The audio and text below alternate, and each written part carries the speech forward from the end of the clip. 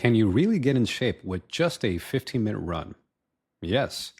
I'm going to share with you how to do that. My name is Dr. Peralta, physical therapist, DPT and Run Coach, and for the past 10 years, I've helped hundreds of runners get stronger, faster, and pain-free, and whether they're chasing their first 5K or a Boston qualifier. And I know the reality, most people don't have hours to spend training, especially you got a job, kids, or just life happening. So in this video, I'm going to show you exactly how you can get in shape with just a 15-minute run workout. Yes, just 15 minutes. And to make that possible, we're going to break it down. The science behind short run workouts, 3 types of 15-minute sessions that actually work, how to tailor them based on your fitness level, and a few simple workouts you can try today. And if you want help building a custom running plan that fits your goals and fitness levels, check out my free training in the description. You don't need to guess, you just need a plan. So why short intervals or runs can work? When most people think about getting in shape, they think about spending an hour or two sweating it out. But here's the truth. You don't need to necessarily do long workouts. You need smart ones. I mean, unless you're training for a marathon, then yes, you need to do long runs as part of your marathon or half marathon training. But if you're just a general person who just wants to get in shape, you don't necessarily have to do a long run altogether. You can do high intensity interval training or short sprint intervals. So example, these short spurts of intense effort followed by recovery targets both your aerobic and anaerobic system.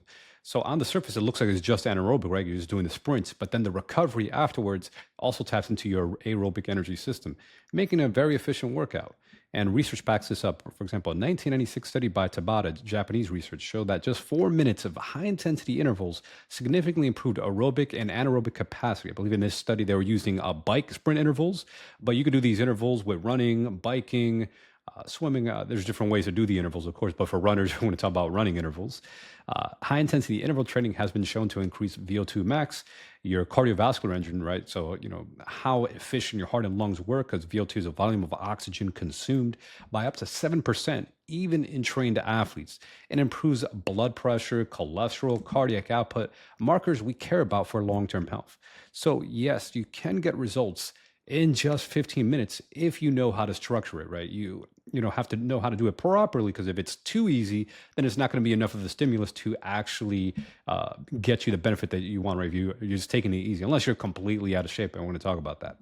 So tip number one, use high intensity intervals or sprint interval training. And if you're curious about doing it with running, yes, you can do it with running. So the first type of workout's a classic if you're familiar with track and field. So track sprint intervals, right? You go to a track, for example, doing a sprint, 200-meter near maximal effort sprint, and then you'll walk or jog for 100-meter or 200, depending on your fitness level. If you're more fit or you want to decrease the rest interval, so for example, you'll sprint for 200-meter and then you'll just walk or jog for 100-meter. But if you need more or longer recovery time, you may just sprint for 200-meter and then walk or jog for 400-meter, right? You double the recovery time. And then you just repeat this for a set amount of time, depending on how long it takes you to run the intervals. Yes, you can make it so it just takes you 15 minutes. It may take you 20 minutes. You could time it again, depending how fast it takes you to run the 200-meter. And then you could repeat it either for a set amount of time or set amount of repeats. Maybe you want to do 5 repeats of 200 meters.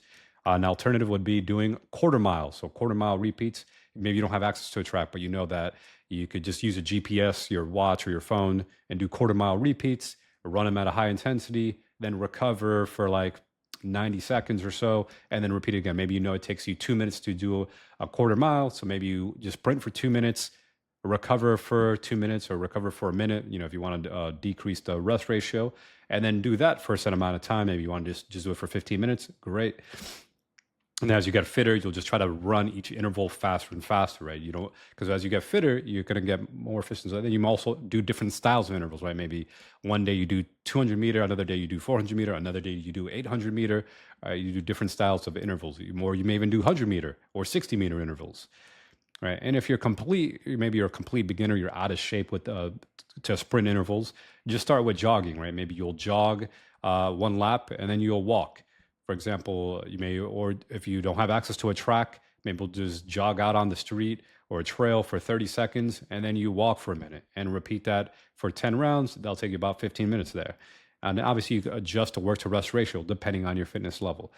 There's some research showing that a 1-to-1 ratio, that means work to rest or run to walk ratio, so sprint to run, you get the idea here, improves your VO2 max a bit more. while a 1 to 2 is better for managing fatigue, right? So if you have a longer recovery period, it will be easier to manage the fatigue that builds up. Maybe you're trying to improve your sprint performance. A lot of like sprinters will actually sprint, but then actually have a longer recovery period so then they could do another all out sprint. All right. So some sprinters actually will recover for like 3, 5 minutes, or even 10 minutes.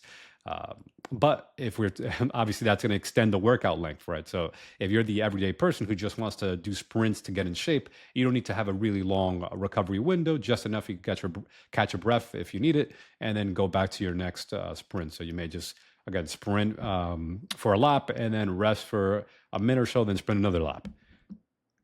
Tip number 2: use hills for strength and power. So adding an incline can be a game changer, right? So if you have access to a hill, great. So you, for example, you'll warm up, do your warm up, and then sprint uphill for, let's say, find an incline or a hill that you can sprint up for like 30 seconds.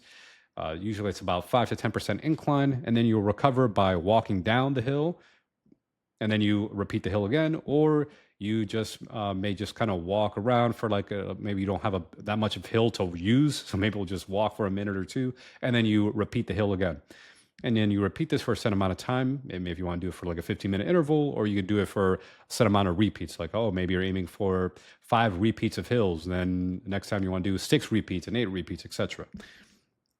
So the hill workouts improve your VO2 max. They also improve your running form, because when you're going uphill, it actually improves your biomechanics. You tend to use more efficient running mechanics when you sprint uphill, and also improves your mental toughness.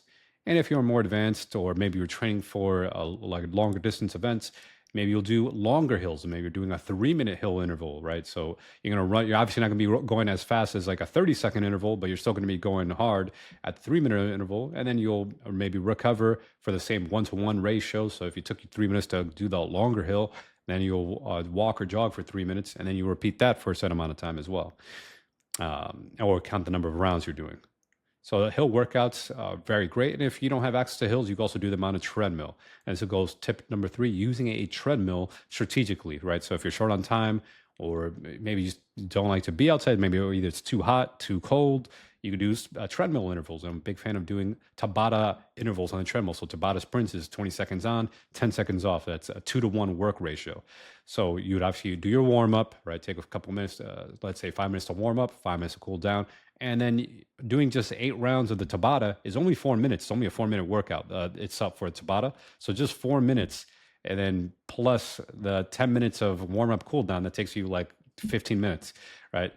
So you'll set the incline. If you're a beginner to Tabata, maybe we'll start with a 5% incline. You do your all out sprint, whatever sprint speed is for you. Maybe it's 7 miles per hour, maybe it's 10 miles per hour.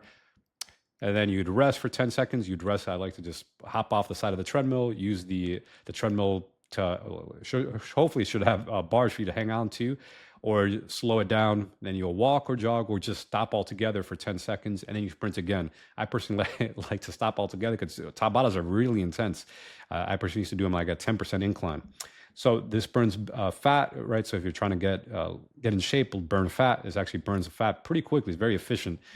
Builds leg power and mimics again hill mechanics without the impact loading on the knees as much, because you're not going the downhill. You're just going uphill. And obviously you could repeat this you could repeat Tabata like 2 rounds or 3 rounds if you're more advanced. I was going to make the workout longer. Right. And adjust your intervals based on your goals, right? If you're training for a 5K or just trying to lose fat, you're like an everyday person, short sprints and Tabatas work great. But if you're marathon training, obviously you'll want longer intervals. Maybe you'll do 4 by 5 minutes at a tempo pace, or 4 by 1 kilometer runs, or 4 by 1 mile runs, or you get the idea, right? And then the goal is that you want to train the energy systems the way you need to train for your race or fitness levels, right? So if you're training for marathon, obviously you'd run for marathon pace. And then if you're training for 5K, run for your 5K pace. And back when I was in grad school, right, stressed out, strapped for time, I only had like 15 minutes to work out. Since I was in a university setting, I had access to the university gym. I would just hop into the gym treadmill, 20-second sprint, 10-second incline, right, all out. I think my speed varying from like 7 miles per hour to 10 miles per hour. I'd vary it depending how I was feeling, but really trying to go all out for the sprints, 10 seconds to catch my breath by hopping to the sides. Brutal workout, but yes, very effective.